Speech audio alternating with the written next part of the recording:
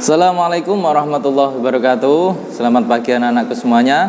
Bertemu kembali dengan saya Bapak Ahmad Sholih dalam pelajaran yang masih sama, yaitu PPKN.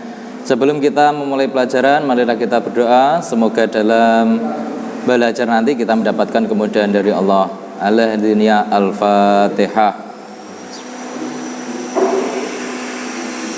Oke, langsung saja kita simak materi berikut ini. Anak-anakku semuanya, kita masuk dalam materi tentang perumusan dan penetapan Pancasila sebagai dasar negara. Saya kira anak-anak masih ingat ya, bahwa proses perumusan Pancasila ini melibatkan dua badan, apa saja?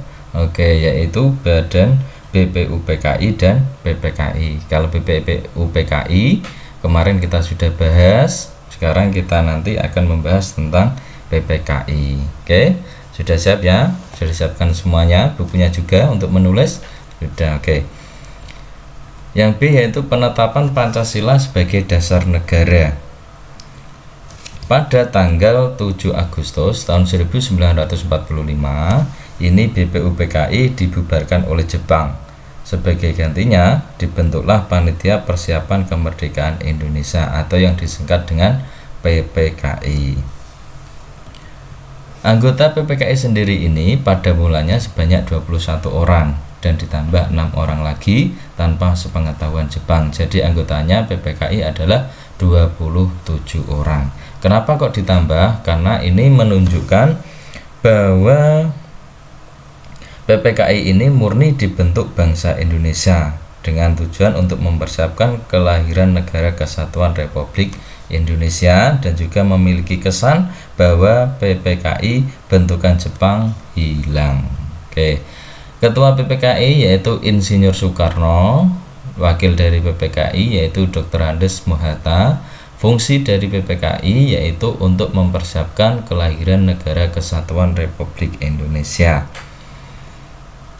Pada tanggal 18 Agustus tahun 1945, PPKI ini melaksanakan sidang dengan hasil yang pertama menetapkan Undang-Undang Dasar Negara Republik Indonesia tahun 1945. Kemudian yang kedua yaitu memilih presiden dan wakil presiden, yaitu Insinyur Soekarno dan Dr. Andes Mohatta. Yang ketiga membentuk sebuah komite nasional untuk membantu presiden. Perubahan penting dalam sidang ini atau sidang PPKI yaitu perubahan rumusan dasar negara yang telah disepakati dalam Piagam Jakarta. 7 kata setelah ketuhanan yang semula berbunyi ketuhanan dengan kewajiban menjalankan syariat Islam bagi pemeluk-pemeluknya, ini kemudian diubah menjadi ketuhanan yang Maha Esa.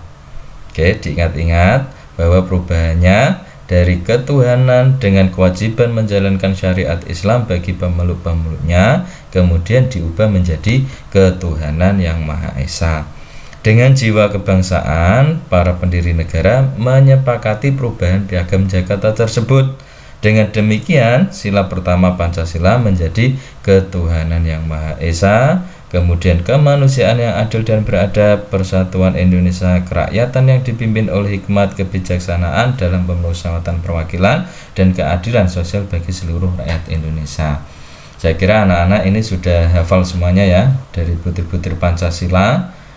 Oke, kemudian yang selanjutnya kita bahas tentang semangat pendiri negara dalam merumuskan dan menetapkan Pancasila sebagai dasar negara. Semangat mengandung arti tekad yang menggebu untuk mencapai suatu tujuan yang diinginkan. Semangat kebangsaan disebut juga sebagai nasionalisme dan patriotisme.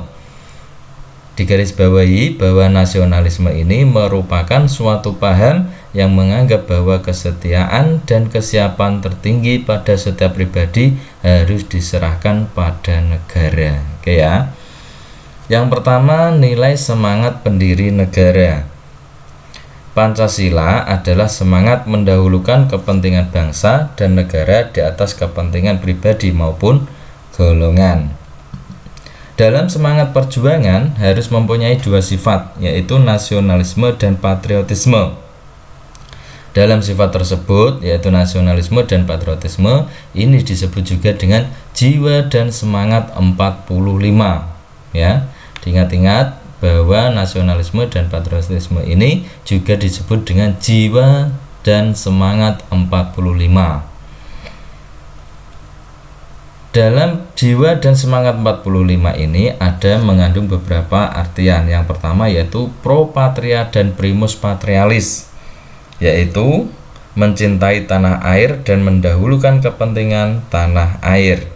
Yang kedua yaitu jiwa solidaritas dan kesetiakawanan dari semua lapisan masyarakat terhadap perjuangan kemerdekaan. Yang ketiga jiwa toleran dan tenggang rasa antar agama, antar suku, antar golongan, dan antar bangsa. Yang keempat, jiwa tanpa pamrih dan bertanggung jawab.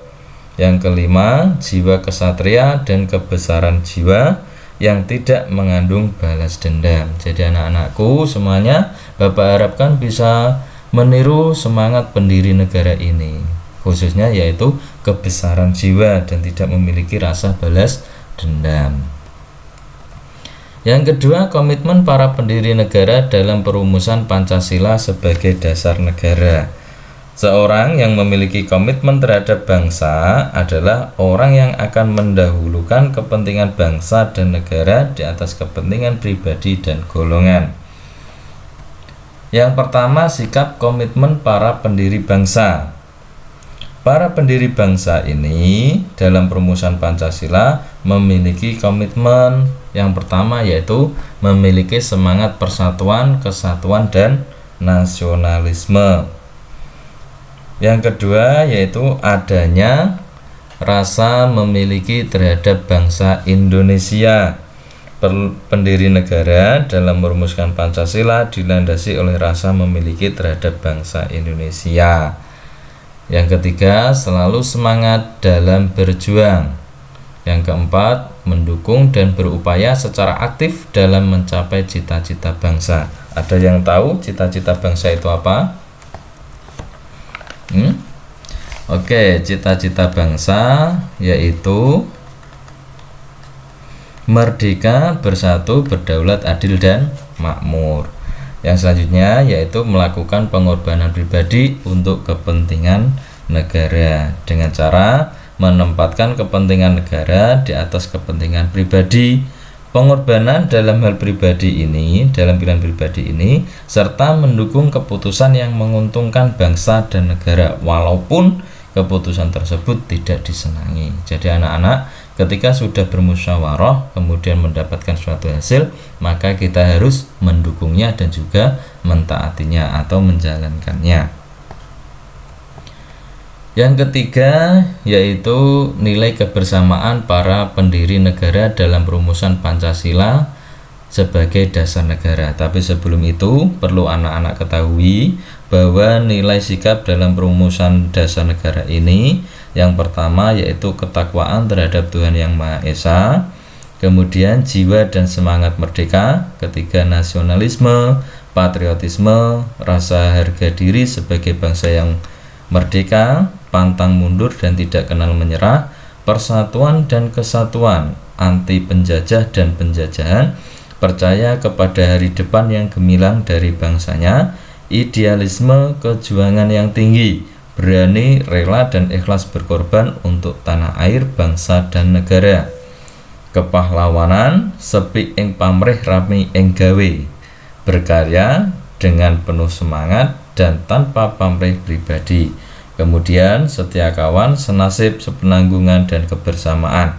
Disiplin yang tinggi, ulet dan tabah menghadapi segala macam tantangan dan hambatan. Itu adalah nilai sikap dalam perumusan dasar negara.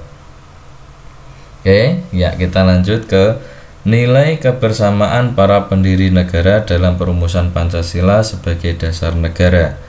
Pancasila ini berarti sebagai jiwa bangsa Indonesia dan juga sebagai kepribadian bangsa Indonesia yang mencerminkan rasa kebersamaan dari para pendiri bangsa. Ada beberapa nilai kebersamaan dalam proses perumusan dasar negara yang perlu kita teladani dalam kehidupan sehari-hari. Nilai-nilai itu apa saja? Yang pertama yaitu menghargai pendapat orang lain. Contohnya mengutamakan kepentingan bersama, itu termasuk ciri-cirinya. Yang kedua, tujuan diharapkan untuk kebaikan bersama.